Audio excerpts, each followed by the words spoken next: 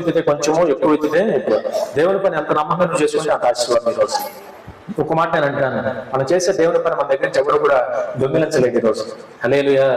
ఈ లోకంలో పని ఏదైనా పోగొట్టుకోవచ్చేమో కానీ దేవుని దగ్గర మనం చేసిన పని, దేవుని దగ్గర మనకు పొందిన జ్ఞానం మన జీవితాలు ఎప్పటికీ పోగొట్టుకోవాలి.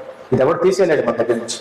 మీకు తెలుసు కదా వాక్యంలో, మాతా మరియ ఇంటికి ప్రభువైన యేసుక్రీస్తు వారు ఆహ్వానించబడ్డప్పుడు మరి చూసినప్పుడు మా అత్తమ్మ గారిని పనిలో పడిపోయింది, మరియమ్మ గారిని వచ్చి ఆయన దగ్గర కాళ్ళ దగ్గర కూర్చున్న వాక్యం పెట్టండి కదా. అప్పుడు ప్రభు చెప్పిన మాట శ్రేష్టమైన మాట చెప్పారు కదా. ఎంత బ్రహ్మాండమైన మాట చెప్పారు ఆయన.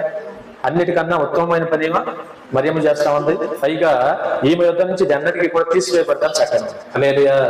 వాక్యం అనేటువంటిది, దేవుని పని చేయటం అనేది, దేవుని సన్నిధిలో దేవుని బిడ్డ మధ్య కాలం గడపడం అనేది ఏదైతే ఉందో ఇది ఉత్తమమైన పని ప్రభు చెప్పారు. ఏ పని చెప్పండి? ఉత్తమమైన పని. ఇంకో మాట నేను అంటున్నాను, తప్పనిసరిగా దేవుడు చెప్పేమంటే ఇది ఎప్పటికీ మన దగ్గర నుంచి ఎవరు తీసేయలేదండి. హల్లెలూయా. ఈ లోకంలో ఏదైనా పోవచ్చు, ఉండొచ్చు, నాకు తెలియదు కానీ వాళ్ళ దేవుని ఏర్పాటు